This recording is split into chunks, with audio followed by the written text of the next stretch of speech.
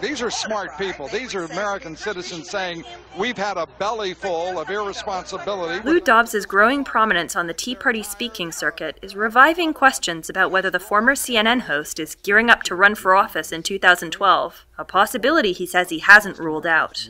To say I've not ruled it out is really accurate. There are a lot President? President, Senate, all of those things have been sort of thrown out there for consideration. I haven't made a decision. If you've watched Dobbs' show on CNN, it's not hard to guess what message he would inject into the next election. A wave of illegal immigration affecting every aspect of American life. Now they're saying that we're on the verge of economic collapse if we enforce U.S. immigration law. Is there at any point at which you think is there any place in the country where they could demonstrate that there would be a collapse in the economy if employers were to stop hiring illegally, breaking the law themselves? In fact, there are plenty of areas where the undocumented do play an indispensable role, including in Dobbs' high-maintenance lifestyle.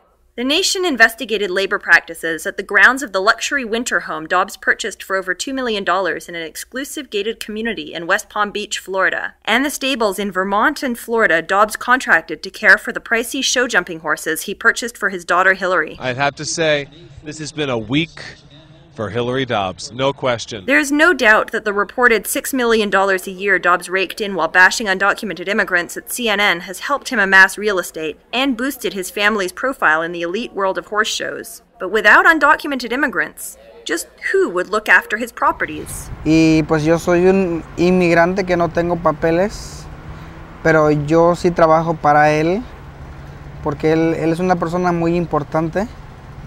Y pues yo hago todo el trabajo, lo más difícil que tiene la grande casa que tiene, ¿no?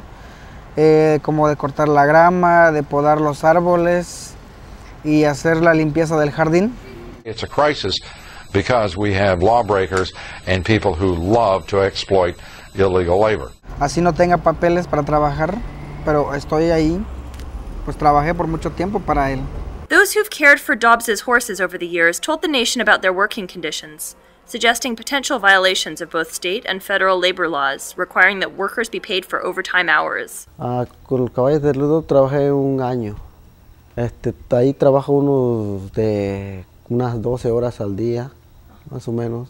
Pues mi situación con inmigración está mal, pues yo no traigo papeles, nada, ni ID de México, nomás traigo aquí The fact is we already have an existing agriculture guest worker program, and what the problem is that they haven't followed the law and have circumvented it for so long and have created a massive problem.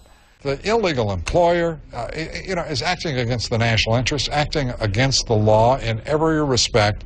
How can we get to the employer who is so shamelessly exploiting the illegal alien and so shamelessly flaunting U.S. law? Several of the workers I interviewed told the Nation they see a path to legalization as the best solution to employers' exploitation of undocumented labor.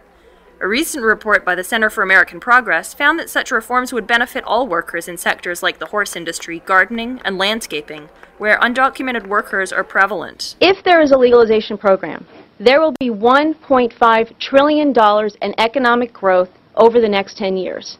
If there's a legalization program, wages will go up for both native-born and for the legalized immigrant workers. But don't hold your breath for the former CNN host, whose lifestyle depends on countless hours of low-wage work by undocumented immigrants, to stump for that in the 2012 election.